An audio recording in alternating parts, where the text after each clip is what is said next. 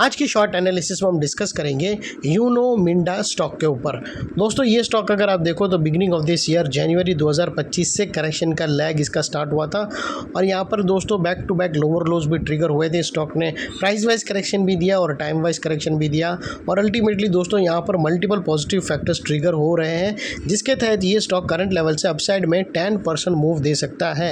लेकिन फ्रेंड्स यहाँ पर कोई भी हमारी बाय सेल होल्ड रिकमेंडेशन बिल्कुल भी नहीं है। ये प्योरली एजुकेशन पर्पज से मैं अपना पॉइंट ऑफ व्यू आप लोगों के सामने शेयर कर रहा हूँ। कोई भी पोजीशन लेने से पहले अपने फाइनेंशियल एडवाइज़र को ज़रूर कंसर्न कर लेना।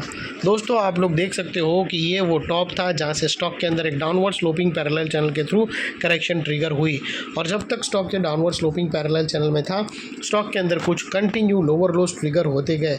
दोस्तों अगर आप देखो तो फर्स्ट लोअर लोज यहाँ ट्रिगर हुआ, सेकेंड लोअर लोज यहाँ पर और लास्ट लोअर लोज यहाँ हिट हुआ और जैसे ये downward sloping parallel channel upside में ब्रेकआउट हुई, इसने मल्टीपल हायर हाइज को ब्रेक करके उसके अबाउ सस्टेन क्लोजिंग देकर कंफर्म कर दिया करेक्शन कंप्लीटेड।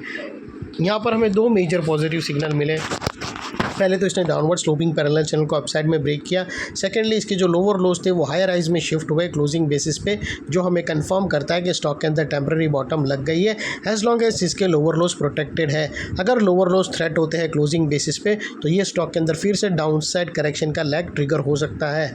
और फ्रेंड्स बात कर लेते हैं यहाँ पर RSI की डाइवर्शन की। तो फ्रेंड्स अगर आप RSI डालकर चेक करो तो आपको यहाँ पर क्लियरली पॉजिटिव डाइवर्शन विटनेस होगा। प्राइस एक्शन के जो लोअर लो स्विंग अगर आप देखो तो वो डाउन साइड की तरफ टिल्ट हुए हैं, वही RSI के अपसाइड में टिल्ट होकर यहाँ से हमें एक ब्रेकआउट मिल रहा है जो एक अपसाइड मोमेंटम पम्प कर सकता है स्टॉक के अंदर।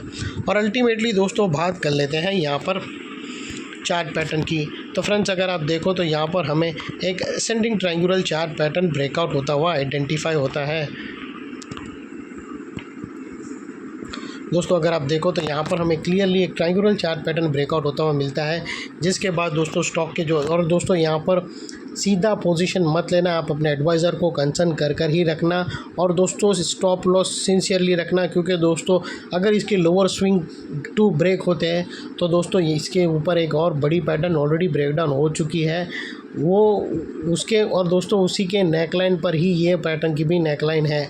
तो अगर लोअर स्विंग इसके ब्रेक करते हैं तो दोस्तों सिंसियरली स्टॉप लॉस देकर ट्रेड को अपने एडवाइज़र को पूछकर वाइंड अप कर देना, क्योंकि यहाँ पर फिर डाउन साइड मोमेंटम ज़बरदस्त इनिशिएट होगा। तो वो चीज़ ज़रूर दिमाग में रखना। और यहाँ से जो अपसाइड में टारगेट निकल कर आते हैं दोस्तों वो 990 रुपीज़ के आते हैं, जो तकरीबन दोस्तों 8 से 10% के रेंज में है।